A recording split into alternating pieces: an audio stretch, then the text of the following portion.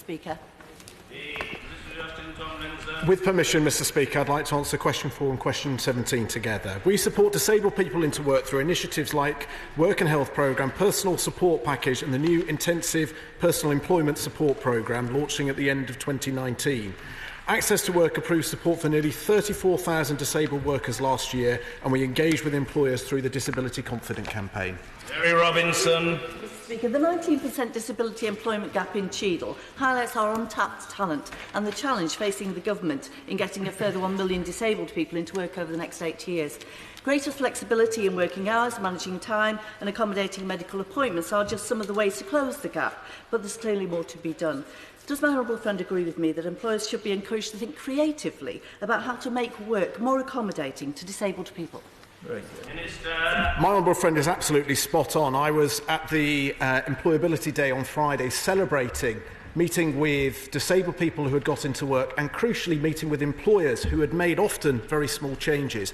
And the key message was it was a win-win for both. As part of our 950,000 more disabled people getting into work, they are making a real difference to businesses who've made those steps. Ian Keegan.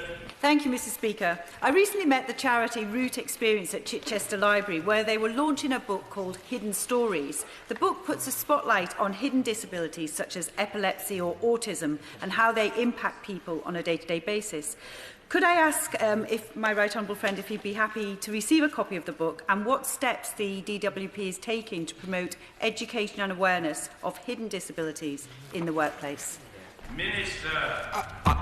Can I thank my honourable friend for highlighting this fantastic book. Myself and my honourable friend for South Swindon recently went to Swindon Council Library and we were handed a copy of this excellent book. It's currently sat on the back seat of my car. It is a brilliant addition. I hope as many MPs as possible can see the really proactive and constructive way to champion opportunities that people with hidden disabilities can offer.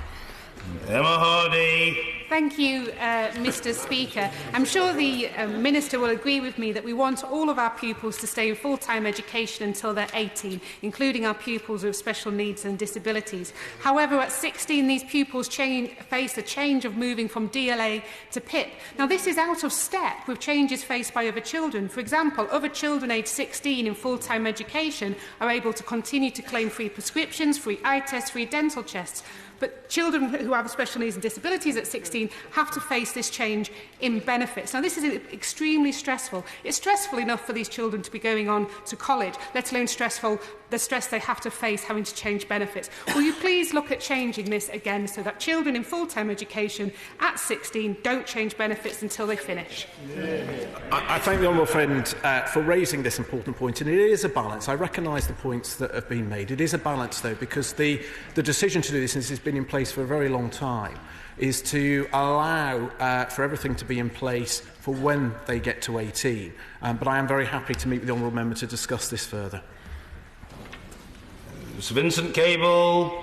Can the Minister explain the very long delays in the limited work capability assessment to qualify for the working element of universal credit? And why disabled people who are trying to work are being penalised because of the apparent inefficiency of the contractor's maximus? Minister. Well, actually, under universal credit, from the initial conversation with the work coach, individual claimants, including those with disabilities, can get support.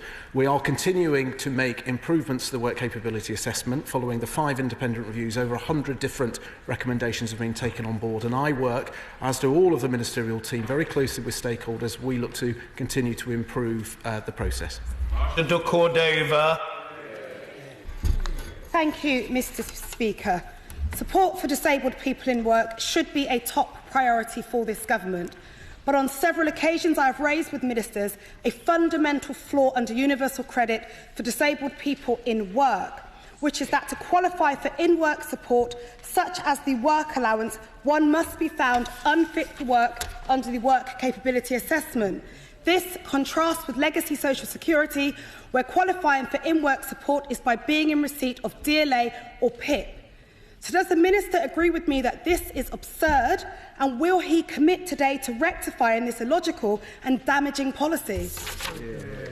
Well, Well, Mr Speaker, what I will commit to is continuing to do everything we can to make sure that all people with disabilities and long-term health conditions have the maximum chance to get into work. And I'm very proud that over the last 5 years alone, 950,000 more disabled people are in work, and we are continuing to make good progress towards our target for a further 1 million disabled people in work by 2027.